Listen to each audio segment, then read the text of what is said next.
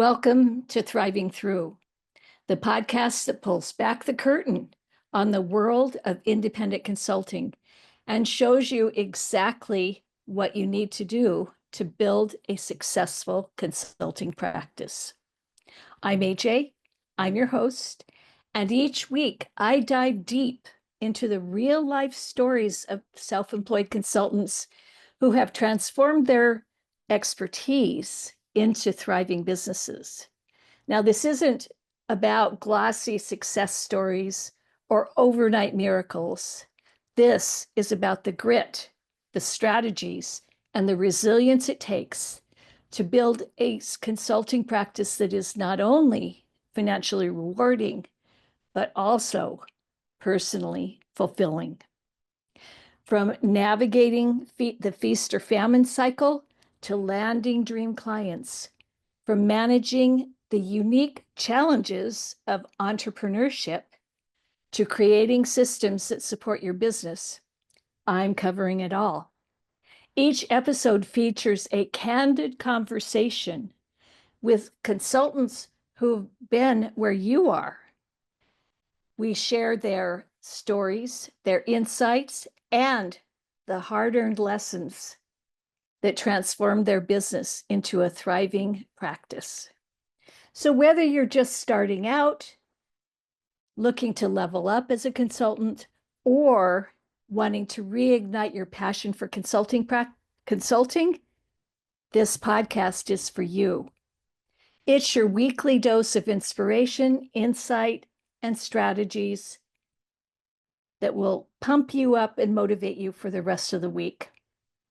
So grab a cup of coffee, get comfortable, and get ready to learn, get inspired, and most importantly, to thrive. Welcome to this episode of the Thriving Through podcast. Today, I am delighted to have as my guest, Pete Cafarchio. Pete, welcome to the podcast. And let's start out by telling us a little bit about how long you've been a self-employed consultant and coach, and why you decided to become self-employed, to go into business for yourself, and then we'll launch into some other questions. Sure, AJ. Hey, and it's great to be with you. I've been full-time coach consultant for 8.5 years. I practiced for about a year and a half before that. Looking back, I was probably doing quite a bit of coaching and consulting anyway, didn't know it and wasn't being paid for it, but it's kind of a natural lane for me. And yes, why did I get into it? It was largely informed by my 22 years working in tech startups. I was in a number of different ones. I've seen some do really well. I've seen some fail, and I've seen some with the worst case is the slow burn where it just won't die. It's always on life support. That's the most draining. But I started seeing a couple things. One is the biggest problems that tech companies face, and I think I'm finding this with most companies. It wasn't the technology and it wasn't the business. It was the people, okay, the leadership. And I've always been in tune with those things. I've studied up on it quite a bit, and I kind of have a natural instinct for it. So I was like, if we're going to make companies better, and when a company's better, all the employees do better, their quality of life goes up, their family lives go up, all those things. But I also found it's very hard to affect change as an insider, as an employee. Even though I was on the executive teams, I was almost always a senior staffer. It's just hard. And for some reason, people value an outside opinion more. So that was one of my intentions to shift into that. Plus, just the stage of life I was at. My wife and I were empty nest at the time, and I was like, really, startups is kind of a young man's game. It's a lot of energy, and I was like, I've amassed a lot of experience and wisdom, and I think I really wanted to shift more into an advisory role. So time management and being able to prioritize became a much more critical issue. It's always been a critical issue for me, and it's never, AJ, I think you and I were talking in a previous call. You're very good at that. That has always been a struggle for me. I think it's related to why I'm a good coach and a good consultant is I'm a nonlinear thinker, and I can see a lot of different factors and I can see how they connect. That does not always lend itself to a real systematic approach. So I have a lot of tools and systems in place to get myself on track, but it's always an effort. And I have really strong talents in some other areas. That's just not one of them. So. Okay. So that's and unfortunately it's a really critical one. So sounds like you have found ways to work around it, make it work, even though it's not necessarily your wheelhouse. That's exactly right. Okay. When we talked earlier, you talked about how companies that flounder often haven't stayed true to their original vision and values. Can you share a specific example of how you helped a client reconnect to their core and why those original vision and values are so important, and then how you help the client? Yeah, sure. I think at a conceptual level, and then I'll maybe tell a couple stories. At a conceptual level, it's helpful to view a business as an organic entity. And this is not fluff. Okay. It's not fuzzy. It's real. Okay. And the same way a human has a certain lane, a certain talent mix, a certain drive and passion that keeps you going. And when you get too far outside of that, you're probably not going to thrive. Businesses are the same way. They were founded with a purpose and with a direction, and people rallied around it. And it often, for small business, was often reflective of the passions and the talent mix of the founder or founders. Okay, and that's where they're going to keep doing their best work. And when you can wrap around that and keep it moving forward, it's great. Now, it doesn't mean it's locked in and rigid. There are multiple ways to express that vision and that purpose. Okay, but if you start getting too far outside of that, you'll have problems. I'll give you one example. I was coaching / consulting. That I was consulting and I was coaching the founders. Okay, on personal issues. It was a small manufacturing firm. Okay. And their DNA, why they started the company like decades ago, was because the husband, it was a husband and wife team, was a great problem solver. And he loved to find solutions and develop prototype models that solved sticky issues for their clients, and then they could just turn into replicating those along the way. And I don't know if it was during the first the major recession, or it wasn't during COVID, so I think it was during the main recession. They made a shift because they saw federal contracts as being a good income stream. But if you're going to succeed with federal contracts, it's all about predictability, minutia, and lots and lots and lots of certifications. And so they hired someone in, and he took that company into, like almost just like an accountant would run things, everything, minutia. And by the way, when you go that way, it's a race to the bottom as far as profit margins go. And because you become a commodity and you're competing against everyone else, and it's always who can come in at the lowest bid. And they were just unhappy now. Like they were running on fumes as far as profit margins go. And he was just unhappy because he's not creating anything anymore. He's not doing any problem solving. Everything's like repeatable commodity widgets. And so when when they called me in and I just started coaching them, my coaching helped because I got to the bottom of like, hey, why did you really start the company?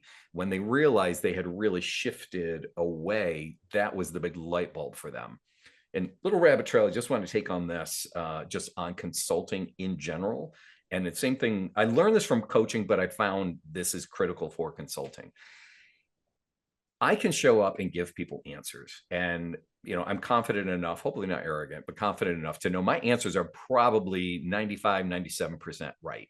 Okay. That doesn't mean it's going to affect change. Okay. It's when I can get my client to own that insight And which does not happen by me repeating it and beating on them, by the way, Mhm. but getting into and opening them up and asking them questions so they can come to those conclusions and see that for themselves. You're off to the races. Like over 90% chance they're going to implement those changes.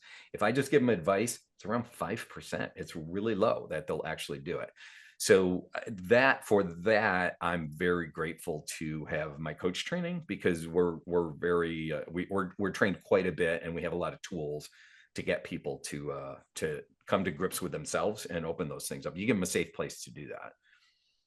Yeah. Yeah, I think that is an important point, that as a consultant, we might be hired to help them solve a problem, but we can't tell them what to do, because human nature, even though they're hiring you and paying you good money to tell them what to do, you have to get their buy-in. And the best way to get their buy-in is to get them to think it was their idea. Yeah. Yeah. And so, they'll need some assistance in doing that. And it's, by the way, this is, for somebody who's newer to this is not manipulation. That's not what we're talking. We're not talking about brainwashing. We're not talking about being sneaky. We're talking about, really, it's about being respectful. Like, I respect this leader's intelligence, right? And I respect their ability. They wouldn't have gotten as far as they did if they didn't have a lot going for them, take a lot of risks. And I have to honor that. I can't come as a know-it-all. Now, I am coming with expertise, but I have to engage them more, there's a back and forth there.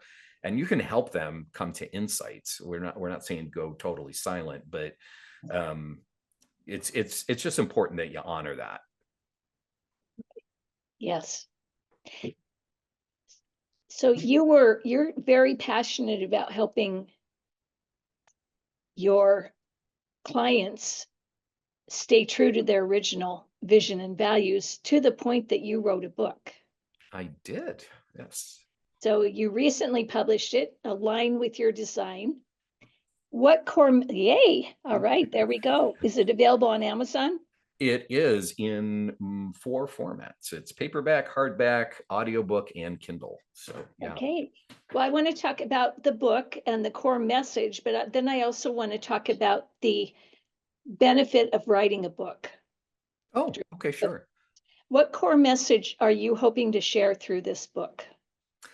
Core message is your zone where you're going to be the most successful is when you can get alignment with who you naturally are.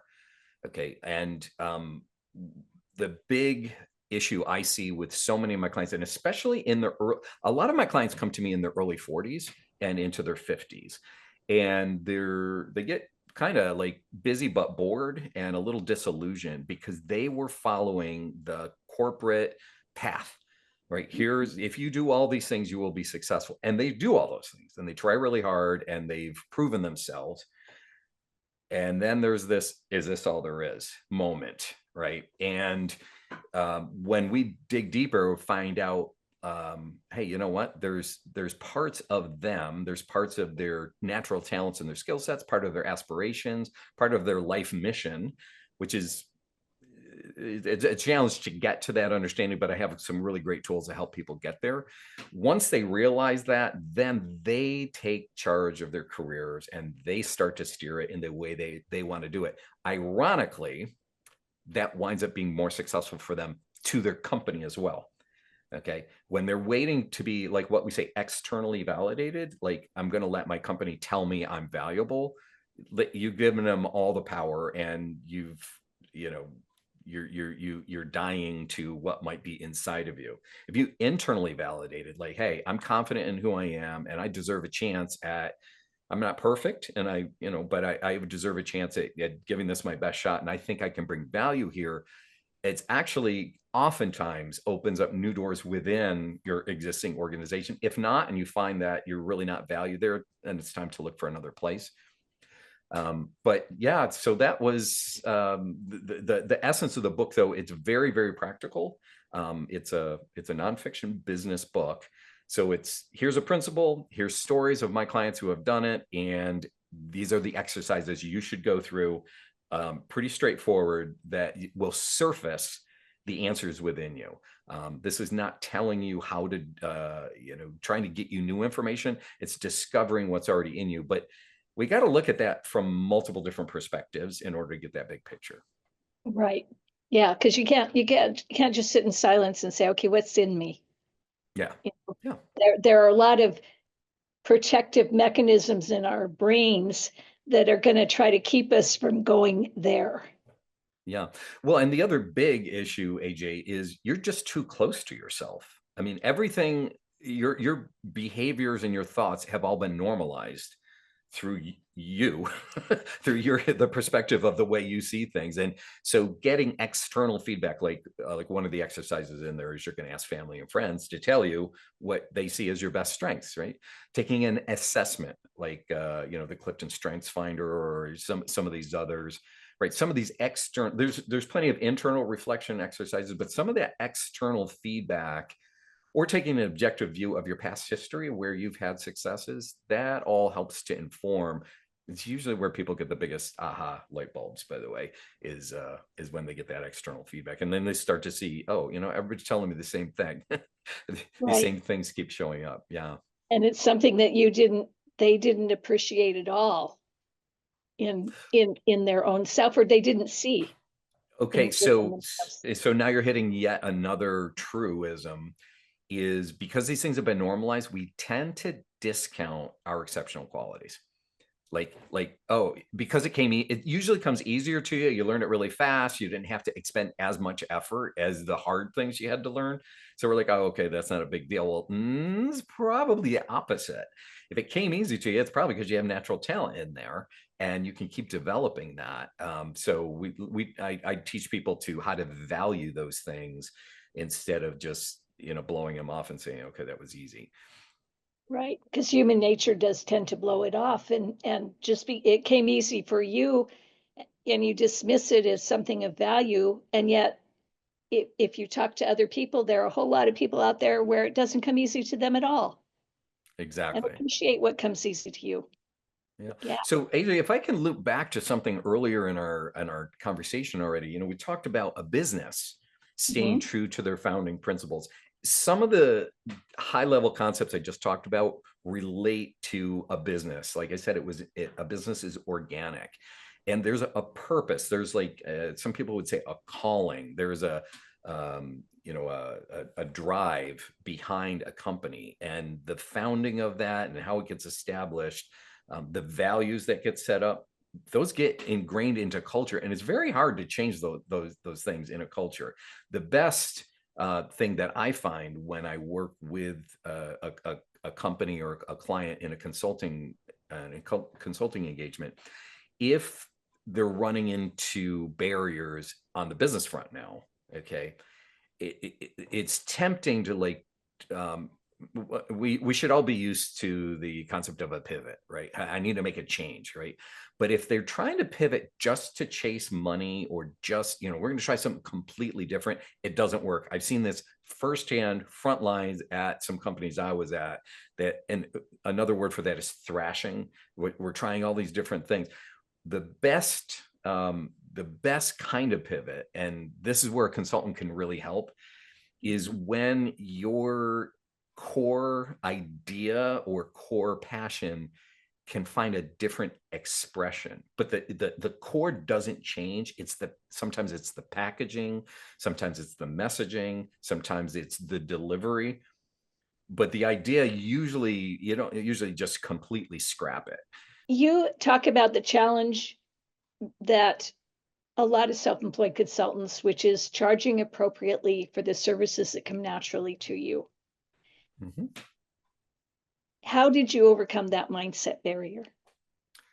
uh you just got to leap. I wish I could tell you there's this great simple way to do it. Every time I increase my rates, there is kind of a fear or whatever. And I can tell you, I've trained up a lot of coaches, and I've talked to a number of different consultants. There is a clear line when someone starts charging what they're worth, and before and after. And as soon as they do it, like after they just believe it or not, just off of one client. They charged, they got what it changes who they are. And usually 2 or 3 get you into a nice pattern. You go, I'm never going back to, charging less. But it's facing your fear. And I'm going to come back to a principle you and I already referenced, which is when you're in your zone, you can devalue that because, this wasn't really hard for me to do. Well, no, it wasn't, but it's really, really valuable to the other person. So, another concept you might be familiar with is value pricing. So you're not pricing based on how much time you put in, how much effort it was. It's what is the value to the client, and charging based on that. How do you determine the value? You got to do a little bit of research, talk around. It's great. And I'll say this, not just on this issue, but establishing yourself in general, and having, being self-employed, you need peers.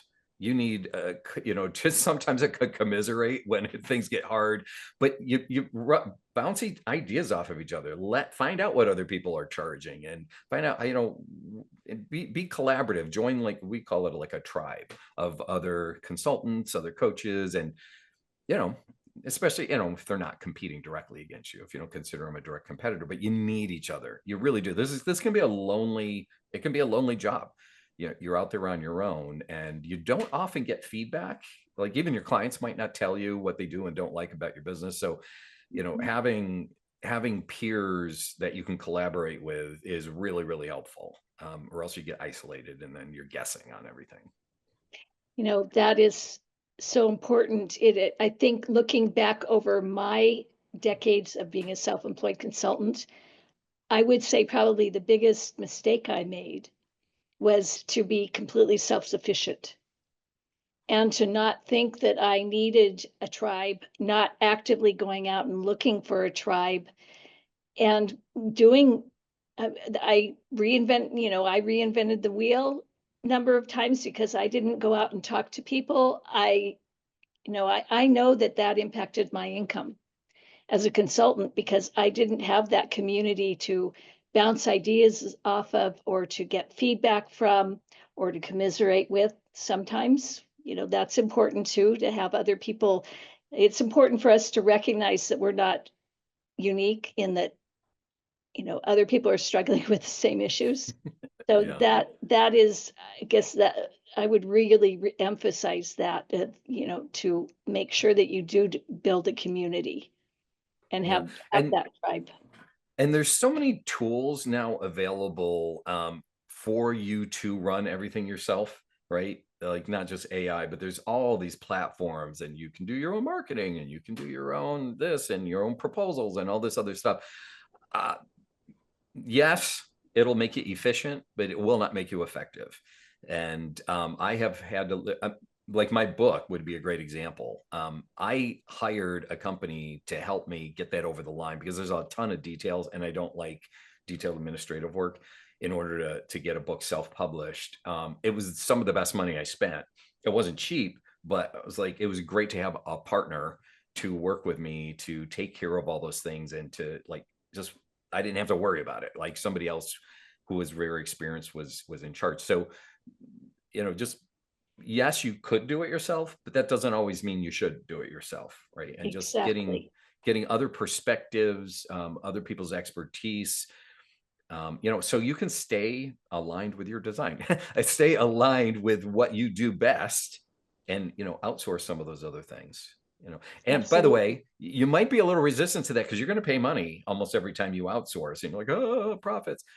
You'll probably be more profitable in the long run because you're going to enjoy your work better, but you're going to be able to bring a bigger impact because you're staying in your lane where you do make a bigger impact. Right. And also recognizing that we're self-employed, but we are running a business, and we are the CEO of our business. If we do all of the functions in addition to CEO, and there are functions that we could hire somebody else to do for $20 or $25 an hour, we should be hiring somebody to do those so that we can focus on the strategic CEO issues and Yeah, strategy absolutely. and directing the Absolutely. business. Yeah. I want to move to people management. You describe seeing people as the number one problem in tech companies rather than Mhm. the technology or the business issues. So you probably there are probably situations where you're brought in as an outside consultant and they think that their problem is a technology or business issue. You find out very quickly it's a people-centered issue. How do you approach those people-centered challenges differently as an outside consultant? So, you got to wade in, and I love to um, just do some detective work and find out how are the other leaders feeling about the main leader. Talk to some frontline employees. You'll learn a lot from that. And so, I'm doing an exploration. Actually, some partners and outside vendors, some customers. Getting all of that, so you get a better picture. And then, but being able to read that senior leader, if they have a real fragile ego, I'm going to have to approach it a different way. If they're wide open and they really want feedback, that's another approach I'm going to take. But you really have to massage that and slip it in, because we're all messed up. I mean, everybody is, right? We all have blind spots and weak areas, and I wouldn't appreciate somebody coming in with a hammer, right, to smash me in the ear, because that's just going to insecurity and things. But Mm. to you can, like, I have to earn their trust first, and then the right to be able to speak into their life. But I do have practical tools, like a 360 assessment can be really helpful if done sensitively. I've seen those used actually improperly.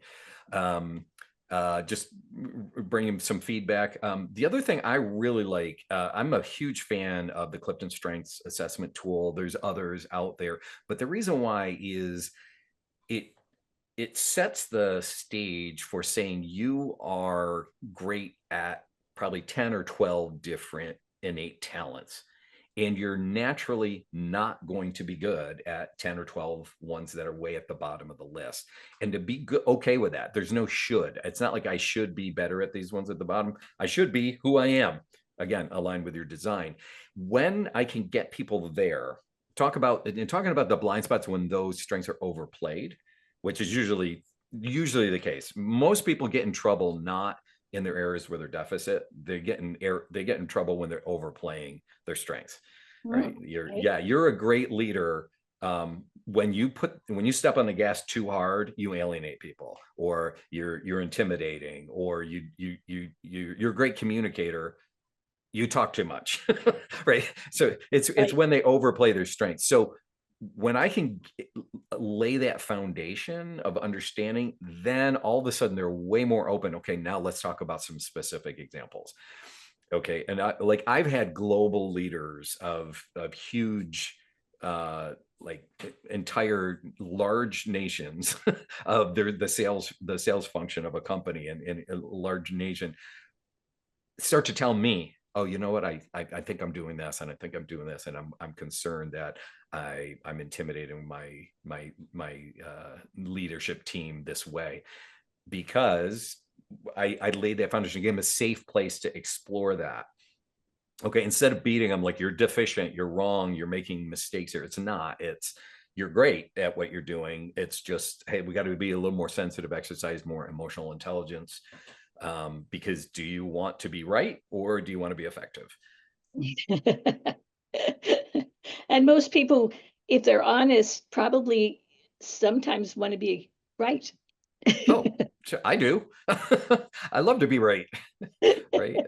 Yeah. But, but usually if they call on me, they know they keep hitting the same brick Yeah. wall. Right. And so they tend to be more open. Now, I do want to say, with all of this, I'm being like sensitive. I'm giving you all these. Every once in a while, you just have to have a sledgehammer. And I had to do that yesterday. Actually, I was talking with somebody over lunch, but really, really focused person, and I saw a problem with everybody else, and I'm like, dude, here you go.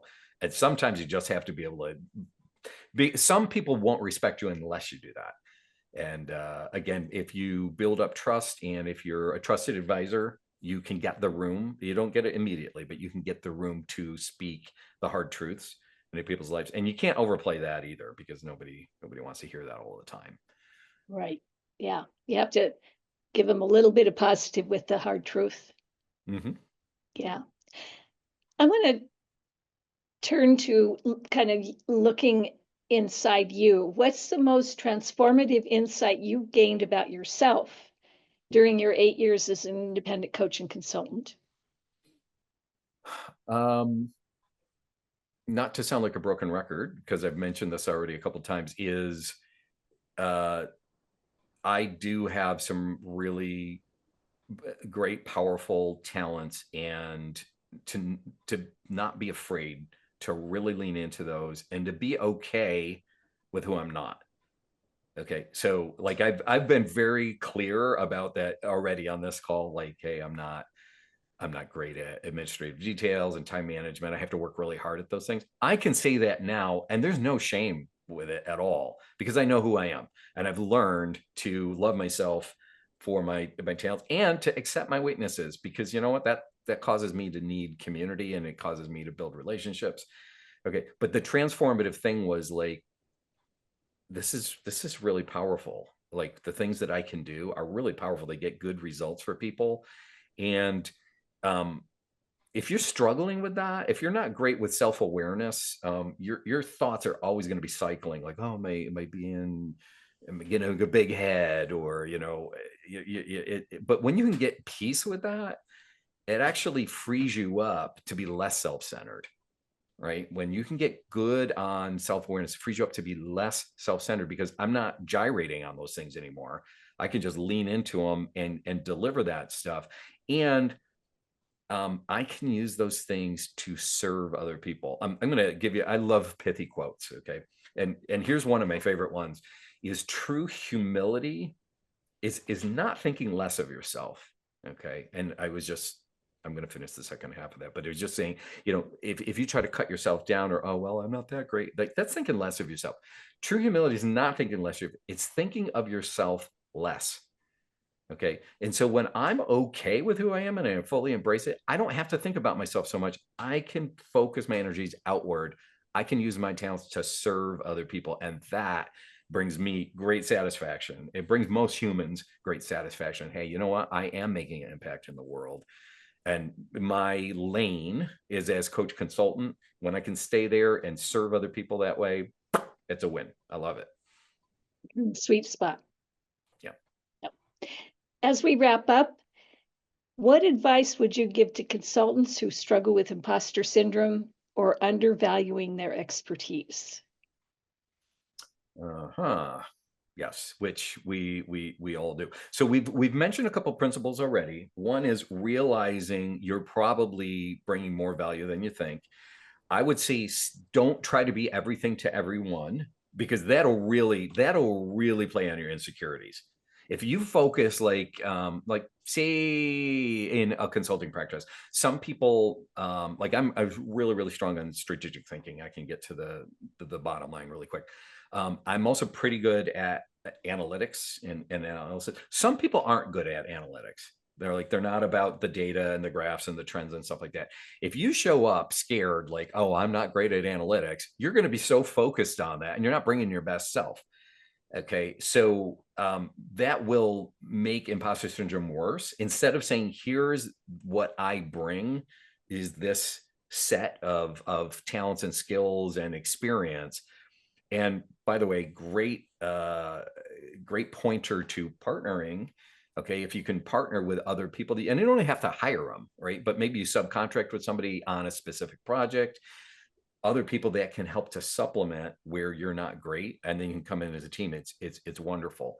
But stay in your lane and know what you're good at. And, you just got to get okay with what you're not great at. That's one way to nail it. The other is, do it scared. There's, I have a statement like, imposter syndrome isn't something that needs to be fixed. Okay. It's not going to be fixed. Everybody faces it. Okay.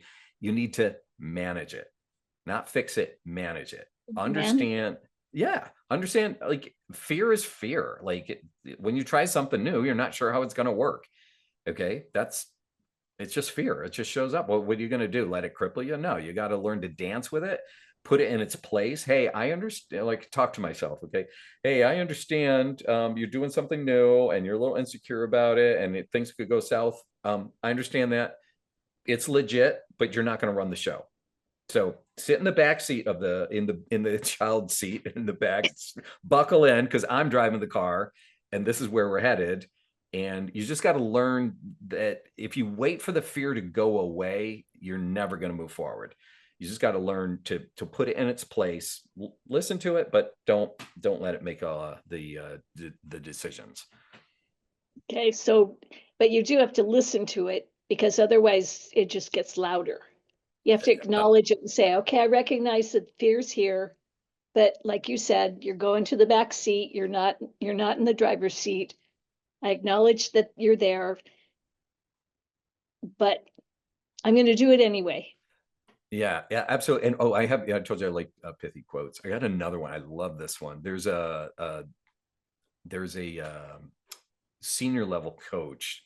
He's nationally known. His name's Marshall Goldsmith. And I love this one thing he said. Remember, there are people less qualified than you doing the things you want to do simply because they chose to believe in themselves. Oh, And boy, does that get me going, because how many times have you seen somebody come out with something, get a ton of attention, and you're like, are you kidding me? I could have done way better than it. I'm reading books and things, and it's like, oh, why am I waiting to write a book? I just read this book and they're getting tons of attention on it, and it's not that well written, or these concepts are super, super basic. There's other people doing the things you want to do just because they believe in themselves. Get out there. The world needs what you have to offer. So just put yourself out there. And by the way, you're not going to be everything to everyone ever. Okay. And the your subject matter, somebody else is already doing your subject matter. Okay. Guaranteed. A lot of people are. In fact, if they're not, you don't have a market. Okay. yeah. You're too unique. Okay. There are other people, but nobody's doing it the way you do it. Okay. And nobody's bringing your experience and your voice and your combination of talents. So that's the differentiator. It's not the guts of the core of your expertise or your knowledge. That's out there. That's okay. But the way you present it, the way you interact with your clients, your touch, your uniqueness, that's what sets you apart. And the world there now, it's a matter of finding those people who need and appreciate your way of doing it. Right. I love that advice.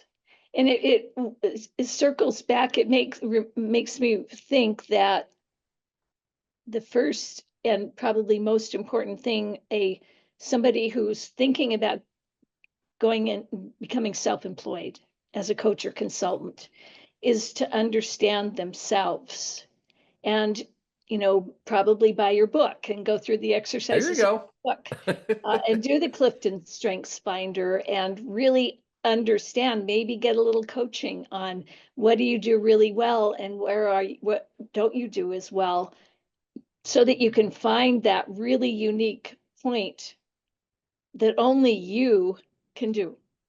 Mm-hmm. Absolutely. So, so know yourself, know your values, know your vision first and foremost, because otherwise, chances are you are going to get gut punched by imposter syndrome. Or Yeah, you or you'll be just following, like, quote unquote industry best practices, or that's not even the right term, but just what's out there. You're going to be like, other people are succeeding this way, I'm going to mimic them. That is a race to the bottom. Okay. And you'll never be super confident on what you're doing, because you always feel like you got to play catch up. Don't play so much to what the market is. You've got to have a legit offering, but do it your way. Right. And it can't be too clever. It can't be way out there. Get some feedback from other people, but don't just chase. Like, I know somebody right now. Oh, AI, they're AI washing everything they talk about. And it's like, okay, cool, for the next like year and a half. And after that, what do you've got? Right. Tell me what's inside of you, not just the the exterior, right? Right. Yeah. Wonderful. Well, do you have any last words of advice to the people who are listening to this, to other self-employed consultants, before we end our interview today? Yes, I do. Okay, so you are God's gift to the world. Okay, we used to say that as a put down when we were kids, like, oh, you think you're God's gift to the world. Well, you are God's gift to the world. Okay, and so be your best because the world needs you.